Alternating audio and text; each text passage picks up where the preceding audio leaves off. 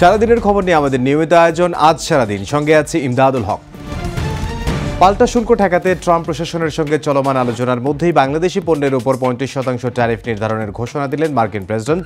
এ নিয়ে প্রধান উপদেষ্টাকে লেখা চিঠি ট্রুথ সোশ্যালে পোস্ট করেছেন ডোনাল্ড ট্রাম্প। এতে বলা হয়েছে, বাণিজ্য ঘাটতি পূরণে যথেষ্ট না হলেও অসামঞ্জস্যতা দূর করতে এই হার নির্ধারণ করা হয়েছে, যা কার্যকর হবে 1 আগস্ট থেকে। বাংলাদেশি পণ্যে 35% মার্কিন শুল্ক কার্যকর হলে চাপে পড়বে রফতানি খাত। প্রতিযোগিতায় টিকতে না পেরে যুক্তরাষ্ট্রের বাজার থেকে ছিটকে পড়ার শঙ্কার কথা জানান সিপিডির সম্মাননীয় ফেলো ডক্টর মোস্তাফিজুর রহমান। তবে অর্থ উপদেষ্টা ডক্টর সালেউদ্দিন আহমেদ বলেছেন, 5 বিলিয়ন বাণিজ্য ঘাটতির জন্য চড়া শুল্ক আরও অযৌক্তিক। প্রধান উপদেষ্টার প্রেস সচিব শফিকুল আলম জানান, শুল্ক ইস্যুতে এখনও দিন দরবার চালিয়ে যাচ্ছে বাংলাদেশ।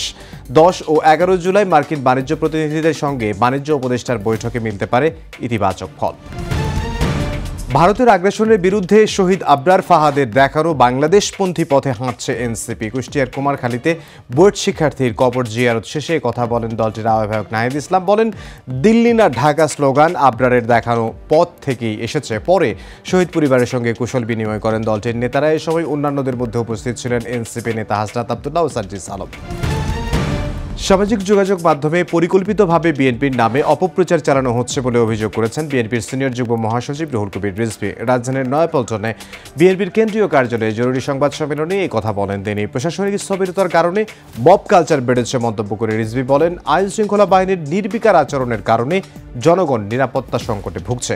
বিএনপির পক্ষ থেকে দুষ্কৃতিকারীদের বিরুদ্ধে ব্যবস্থা নেওয়ার অনুরোধ করা হচ্ছে দাবি করে তিনি বলেন, আওয়ামী লীগের আন্ডারগ্রাউন্ড কর্মকাণ্ড সামাজিক স্থিতিশীলতা নষ্ট করছে। এ সময় পুলিশের পোশাক পরে কর্মী সভায় বক্তব্য রাখার সমালোচনা করেন রুহুল কবির রিজভী।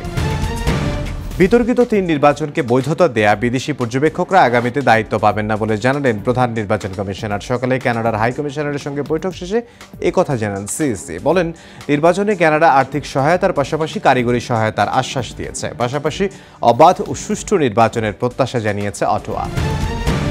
তত্ত্বাবধায়ক সরকার ব্যবস্থা বিলুপ্ত করা, সংবিধানের 15 সংশোধনীর অংশ বাতিল ও যে কোনো সংশোধনী আনতে গণভোটের বিধান পুনর্জীবিত করে হাইকোর্টের পূর্ণাঙ্গ রায় প্রকাশ করা হয়েছে।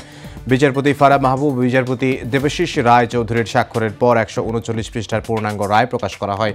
এর আগে গত বছরের 17 ডিসেম্বর বহুল আলোচিত তত্ত্বাবধায়ক সরকার ব্যবস্থা বাতিল সহ সংবিধানের 15 সংশোধনীতে আনা কয়েকটি বিষয় অবৈধ ঘোষণা করে রায় দেন হাইকোর্ট। একই সঙ্গে সংবিধানে গণভোটের বিধান ফিরিয়ে আনেন আদালত। রায়ের পর্যবেক্ষণে আদালত বলেন, গণতন্ত্র সংবিধানের মৌলিক কাঠামোর অংশ। এটি বিকশিত হয় অবাধ, সুষ্ঠু, নিরপেক্ষ এবং প্রভাবমুক্ত নির্বাচনের মধ্য দিয়ে। বিগত 3টি সংসদ নির্বাচনে জনগণের ইচ্ছার প্রতিফলন হয়নি।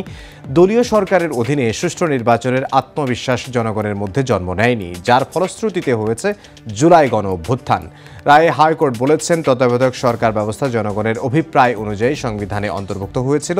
এটি সংবিধানের মৌলিক কাঠামোর অংশে পরিণত হয়েছে। বঙ্গোপসাগরে সৃষ্ট লঘুচাপের প্রভাবে উপকূলসহ বিভিন্ন জেলায় বৃষ্টি হচ্ছে। ফেনীতে রেকর্ড বৃষ্টিতে কোমর পানিতে তলিয়েছে রাস্তাঘাট, দোকানপাট ও বাড়িঘর। পটুয়াখালীতে নিচু এলাকায় জলাবদ্ধতায় ভোগান্তি চরমে। আবহাওয়া অফিস বলছে, আরও 2 দিন অব্যাহত থাকতে পারে বৃষ্টি। রাজধানীর যাত্রাবাড়ি এলাকার একটি বাসায় গ্রিল কেটে দুর্ধর্ষ ডাকাতির ঘটনা ঘটেছে। ডাকাতদের মারধরে মারা গেছেন বৃদ্ধ বাড়িওয়ালা। আহত হয়ে হাসপাতালে ভর্তি আছেন তার স্ত্রী। ঘটনাস্থল পরিদর্শন করে পুলিশ বলছে, চক্রটির 4 জন ঢুকেছিল বাসায়। তাদের শনাক্ত ও আটকের চেষ্টা চলছে। যুক্তরাষ্ট্রের টেক্সাসে 1 শতকের ভয়াবহ বন্যায় মৃতের সংখ্যা বেড়ে দাঁড়িয়েছে 91 জনে। নদীর পানি বেড়ে মুহূর্তে গ্রাস করে নেয় ক্যাম্প, পার্ক, মানুষের জীবন। আবহাওয়া দফতরের আগাম সতর্কতার পরও কেন এত প্রাণহানি? কেন ক্যাম্প থেকে সময় মতো সরিয়ে নেওয়া হয়নি শতাধিক শিশুকে? প্রশ্ন উঠেছে প্রস্তুতির ঘাটতি নিয়েও। এর মাঝেই বন্যার প্রসঙ্গ উত্তাপ ছড়াচ্ছে স্থানীয় রাজনীতিতে। গাজায় যুদ্ধবিরতি ও ফিলিস্তিন সংকট ঘিরে দ্রুত ইতিবাচক সমাধানে আসার ঘোষণা দিলেন মার্কিন প্রেসিডেন্ট ডোনাল্ড ট্রাম্প। 6 মাসের ব্যবধানে তৃতীয়বারের মতো ইসরায়েলের প্রধানমন্ত্রী বিনিয়ামিন নেতানিয়াহুর সঙ্গে বৈঠকে কথা জানান তিনি। এদিকে ফিলিস্তিন রাষ্ট্র গঠন নিয়ে সুর বদলালেও নিরাপত্তা নিজেদের হাতে রাখতে চান নেতানিয়াহু। একই সঙ্গে নোবেল পুরস্কারের জন্য ট্রাম্পকে মনোনীত করেছেন তিনি। এই ছিল আজ সারাদিনে। দেখা হবে আগামীকাল।